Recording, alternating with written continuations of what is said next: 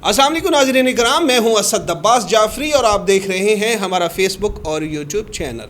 नाज़रीन, इस वीडियो में हम आपके लिए अहम तरीन अपडेट्स लेकर हाजिर हुए हैं, जिनमें सबसे पहले जिक्र करेंगे तहरीक इंसाफ के सियासी कायदीन पर तौहीन मज़हब के मुकद्दमात कायम करने वाली मौजूदा हुकूमत की कप्तान ने चीखें निकलवा दी और हुकूमत को यू टर्न लेना पड़ गया, जिसकी वजह बने हैं वो खतूत जो तहरीक इंसाफ की रहनुमा शीरी मज़ारी ने अक़वाम मुत्तहिदा के मंदूबीन को इरसाल किए हैं और अब हुकूमत का ये इक़दाम हुकूमत के ही गले पड़ चुका है।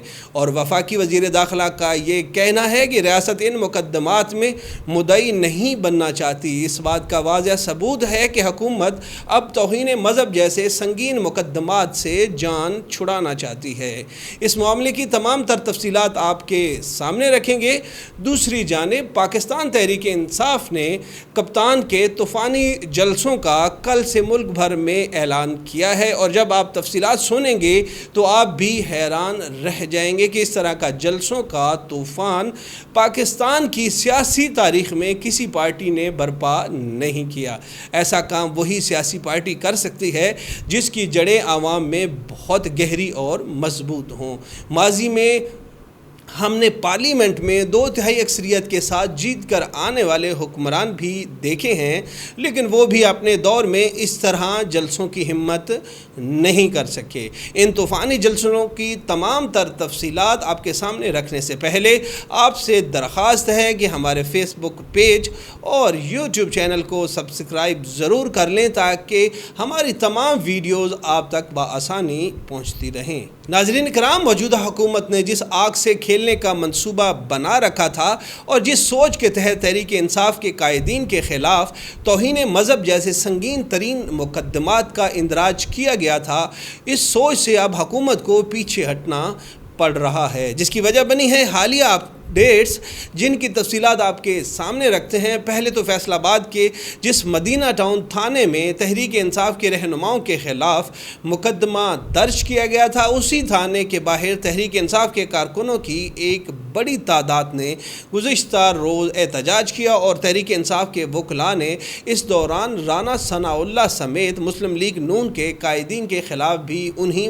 दफ़ात के तहत मुकदमा दर्ज करने की दरख्वास्त जमा करवा दी, जिसमें राना सनाउल्लाह के उस बयान को बुनियाद बनाया गया जिसमें राना सनाउल्लाह ने नवाज शरीफ की वतन वापसी के दौरान ये कहा था कि नवाज शरीफ का इस्तकबाल करना हज जैसे मुकद्दस फरीज़े से भी अफजल है। उस वक्त इस बयान को किसी ने ज़्यादा अहमियत नहीं दी, हालांकि उस वक्त भी इस तरह के बयान पर नून लीग के ख़िलाफ़ मजहबी कार्ड खेला जा सकता था, लेकिन इस बयान पर सिर्फ तनकीद की गई और मामला ख़त्म हो गया था। अब जब मुस्लिम लीग नून के जानिब से मदीना मुनव्वरा में होने वाले एहतजाज को हुर्मत हरम की पामाली से जोड़कर इमरान खान समेत तहरीक इंसाफ के मरकज़ी क़यादत के ख़िलाफ़ तौहीन मज़हब के मुकद्दमात बनाए गए तो जवाब में तहरीक इंसाफ भी मैदान में आई और नून लीग की क़यादत के ख़िलाफ़ मुकद्दमात के इंदराज की दरख्वास्तें दे दी। इसके अलावा सबसे बड़ी गेम जो तहरीक इंसाफ ने इस मामले में खेली वो ये कि शीरी मज़ारी ने इस मामले का नोटिस लेने के लिए अक़वाम मुत्तहिदा और यूरोपीय यूनियन के मंदूबीन को दरख्वास्तें इरसाल कर दी हैं। इन दरख्वास्तों की अहमियत बहुत ज़्यादा है। अक़वाम मुत्तहिदा और यूरोपीय यूनियन पहले ही तौहीन मज़हब कानून के ख़िलाफ़ बयानात दे चुके हैं और उनके ख़याल से इस कानून का पाकिस्तान में न सिर्फ गलत इस्तेमाल होता है बल्कि वो तो यहाँ तक कहते हैं कि ये कानून सिरे से होना ही नहीं चाहिए। जब तहरीक इंसाफ के इन मंदूबीन को ख़त इरसाल किए तो उनकी अहमियत का अंदाज़ा आप हाल ही में सरकारी उम्रा फरमाने वाले अल्लामा ताहिर अशरफी के इस बयान से भी लगा सकते हैं, जिसमें उन्होंने ये कहा था कि शीरी मज़ारी इस कानून के हवाले से पाकिस्तानी अदालतों, मुत्तहिदा उलमा बोर्ड या इस्लामी नज़रियाती कौंसिल से भी रब्ता कर सकती थीं, लेकिन उन्होंने आलमी इदारों से राब्ते किए जिसके बाइस आलमी सतह पर इस कानून के ख़िलाफ़ प्रोपेगेंडा करने वालों को तक़वियत मिलेगी। अल्लामा साहब अगर सियासी कायदीन पर ऐसे मुकद्दमात कायम करते वक्त भी यही राय हुकूमत को देते तो मामला यहाँ तक ना आता। علامہ طاہر اشرفی نے اس امید کا اظہار تو کیا کہ پی ٹی آئی کی قیادت ان خطوط کو واپس لے لے گی، ساتھ ہی ان کا یہ بھی کہنا تھا کہ پاکستان علماء کونسل کی مجلس شورا و عاملہ نے ملک میں توہین مذہب کے حوالے سے سیاسی اور ذاتی بنیادوں پر FIRs اور درخواستوں پر فوری اقدامات کا فیصلہ کیا ہے۔ ابتدائی مرحلے میں حکومت اور پھر عدالت سے رجوع کریں گے۔ انہوں نے کہا کہ اس مقدس قانون کا غلط استعمال نہیں ہونے دیں گے۔ دوسری جانب PDM کے ترجمان حافظ حمداللہ نے بھی ان خطوط سے خوفزدہ ہو کر بیان دیا ہے کہ شیریں مزاری عالمی اسٹیبلشمنٹ کو پاکستان کے اندرونی سیاسی معاملات میں مداخلت پر اکسا رہی ہیں۔ ان کی پریشانی سے تو عیاں ہے کہ انہوں نے قانون کو غلط استعمال کیا تھا۔ یہی وہ نقطہ ہے جو ہر ذی شعور پاکستانی کے لبوں پر ہے کہ اس قانون کا غلط استعمال نہیں ہونا چاہیے، لیکن اس قانون کا غلط استعمال کر کون رہا ہے؟ سوال تو یہ بنتا ہے۔ علامہ صاحب اس کی بھی وضاحت فرما دیتے تو زیادہ اچھا ہوتا۔ جیسے ہی تحریک انصاف کی جانب سے عالمی اداروں کو خطوط لکھے گئے تو موجودہ حکومت کے پاؤں جلنے لگے، کیونکہ یورپی یونین اور اقوام متحدہ یا امریکہ کے سامنے کھڑے ہو کر بات کرنے کا حوصلہ موجودہ حکمرانوں میں کسی کے پاس ہوتا تو حکمران اس معاملے پر اس طرح بیک فٹ پر نہ جاتے۔ اب حکمران اپنے سیاسی مخالف عمران خان کے خلاف مذہبی کارڈ استعمال نہیں کر سکے تو اب ڈیپ فیک ٹیکنالوجی کا استعمال کر کے سیاسی مخالفین کی کردار کشی کی تیاریاں عروج پر ہیں، اور مبینہ ویڈیوز کا تذکرہ زبان زد عام ہے جس میں مبینہ طور پر عمران خان کی ذات کو نشانہ بنایا جائے گا۔ یہ ڈیپ فیک ٹیکنالوجی کیا ہے، اس کی تفصیل آپ کو تب بتائیں گے جب اس سے متعلقہ ویڈیوز سامنے آئیں گی۔ اب بڑھتے ہیں اگلی خبر کی جانب، جس میں تحریک انصاف کی جانب سے طوفانی جلسوں کے آغاز کا اعلان سامنے آیا ہے۔ ایسے طوفانی جلسے جو پاکستان کی تاریخ میں پہلی بار ہونے جا رہے ہیں، ایسے جلسے جو پاکستان کی کسی سیاسی جماعت نے نہ کیے ہوں اور نہ کرنے کی ہمت کی ہو۔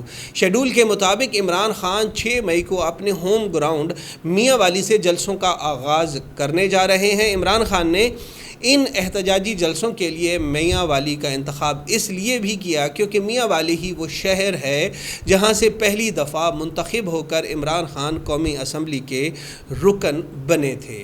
اس حوالے سے عمران خان نے اپنا ویڈیو پیغام بھی جاری کیا ہے جو ہم اپنے پلیٹ فارم سے آپ تک پہنچا بھی رہے ہیں۔ اس کے بعد ایک دن کی بھی چھٹی کیے بغیر 7 مئی کو عمران خان یورپ اور برطانیہ میں مقیم پاکستانیوں سے ویڈیو لنک پر خطاب کریں گے۔ پاکستان کی تاریخ میں پہلی بار کوئی سیاسی قائد اس طرح سمندر پار پاکستانیوں سے مخاطب ہوگا۔ یورپ کے کئی ملکوں میں عوامی مقامات پر تحریک انصاف کی مقامی قیادت نے بڑی بڑی سکرینیں لگانے کے اجازت نامے بھی لینے شروع کر دیے ہیں۔ ہم دیکھیں گے کہ عمران خان بنی گالہ سے یورپ اور برطانیہ کے چوکوں اور چوراہوں کی سکرینوں پر پاکستانیوں سے مخاطب ہوں گے۔ اس طرح کے جلسے کرنے کا عمران خان کے سیاسی مخالفین سوچ بھی نہیں سکتے۔ یہ حکمران جب بھی باہر گئے ہیں تو مختلف ہالز میں پاکستان کی محدود اور انوائٹڈ آڈینس سے ہی خطاب کر سکے ہیں۔ یہ حکمران شاید اگلے کئی سال تک بھی ایسا نہیں کر سکتے جیسا عمران خان 7 مئی کو کرنے جا رہے ہیں۔ پاکستان سے بیٹھ کر پورے یورپ ممالک بشمول برطانیہ خطاب کرنا کوئی مذاق نہیں، اور یہ عمران خان کرنے جا رہے ہیں۔ ابھی بھی اگر عمران خان کی عوامی مقبولیت پر کسی کو شک ہو تو نفسیاتی ماہرین کی ایک بڑی تعداد ایسے لوگوں کی خدمت کے لیے دستیاب ہے۔ 8 مئی کو عمران خان ایبٹ آباد جلسے سے خطاب کریں گے، جبکہ 9 مئی کو راولپنڈی، 10 مئی کو جہلم، 11 مئی کو کرک، 12 مئی کو اٹک میں جلسہ عام سے خطاب کریں گے۔ اٹک میں بھی عمران خان کے خلاف توہین مذہب کا مقدمہ درج ہے۔ 13 مئی کو مردان، 14 مئی کو سیالکوٹ، 15 مئی کو فیصل آباد، 16 مئی کو صوابی، 17 مئی کو کوہاٹ، 18 مئی کو لاہور، 19 مئی کو چکوال اور 20 مئی کو ملتان۔ یعنی 6 مئی سے 20 مئی تک بغیر کوئی چھٹی کیے پاکستان تحریک انصاف مسلسل 14 جلسے کرنے جا رہی ہے۔ اس طرح بغیر چھٹی کیے تو جنرل الیکشن میں بھی جلسے نہیں کیے جاتے۔ ہماری پیاری PDM جس میں 10 سے زائد سیاسی جماعتیں شامل ہیں، وہ بھی اس طرح کے جلسے پلان نہیں کر سکی۔ ملک کی باقی بڑی سیاسی جماعتیں کئی سال اقتدار کرنے سے پہلے یا بعد میں یا اس دوران کبھی بھی ایسے جلسے نہیں کر سکی۔ اس بھان متی کے کنبے کو تو چھوڑیں، ذوالفقار علی بھٹو کو تو عوامی لیڈر مانا جاتا ہے، لیکن ایسے جلسے وہ بھی نہیں کر سکے۔ تحریک پاکستان کے دوران بھی جتنی سیاسی سرگرمیاں تھیں وہ اس خطے تک محدود تھیں۔ پاکستان کے کسی سیاسی لیڈر نے پاکستان میں بیٹھ کر یورپ میں بسنے والے پاکستانیوں سے اس طرح خطاب نہیں کیا جیسے عمران خان کرنے جا رہے ہیں۔ اب عمران خان کو نکالنے والے بھی سوچ رہے ہیں کہ یہ کیسی مصیبت کو گلے ڈال بیٹھے ہیں۔ یہ بندہ خاموشی سے بیٹھنے کا نام ہی نہیں لے رہا۔